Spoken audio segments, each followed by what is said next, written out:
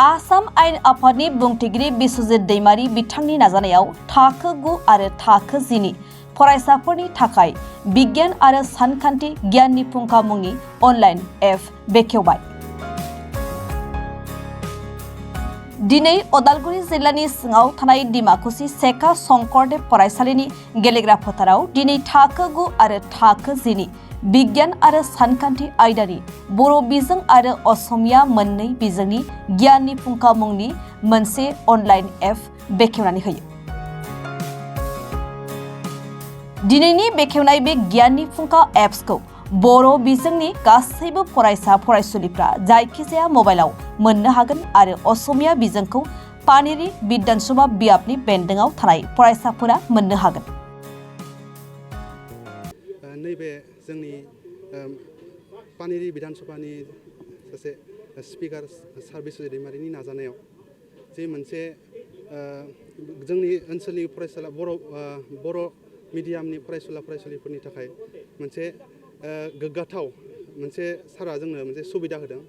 जोंहा गोबां जोंनि ओनसोलफ्राव गोबां फरायसालिफ्राव थोजासे माने फोरोंगिरिनि आंखाल बा माखासे फरायसालिफोराव सानखान्थि आरो बिगियाननि फोरोंगिरिफोरखौ मोननो माने थाङा आरो बेजों लोगोसे गोबां ओनसोलफ्राव माखासे फरायसाफोरा माने टिउसन लानो थाखायबो माने फोरोंगिरि नागिरनानै मोना।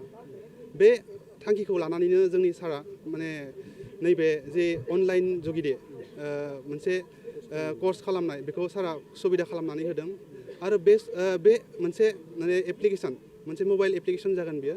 बेखौ फरायसाफोरा माने प्ले स्ट'राव थांनानै बेखौ डाउनलड खालामनानै गावनि मोनसे इमेल आइडिजों रेजिस्टार खालामनानै बेयाव माखासे कन्टेन्ट थागोन। बे खालि क्लास 9 आरो 10 नि थाखायल' बे एप्सआ जागोन। बे कन्टेन्टआव साइन्स आरो मेथ्सखौ बर' आरो एसामिस मिडियामाव मोजाङै जि सिलेबास बेखौ क्लियारै फोरोंना होनाय जादों आरो बेयाव जोङो एसे टिउटर हिसाबै जोङो बेयाव फोरोंनाय जादों। बेयाव फरायसाफोरा जि साइन्स आरो मेथ्सनि जि सिलेबास बेनि माखासे रोखायै बुजायनायखौ क्लियारै भिडिअ वाइसआव मोनगोन आरो बेजों लोगोसे बेयाव माखासे माने आखाइजों लिरनाय मोनसे माने नट्स प्रभाइड खालामनाय जादों आरो बेजों लोगोसे आरो माखासे MCQ कुइसन माखासे सोफादेरनाय जादों। फरायसाफोरा MCQखौ नायनानै माने चइस खालामनानै नोंनि माने एन्सारा कारेक्ट मा रं बेखौ माने बेयाव नायनो हागोन आरो।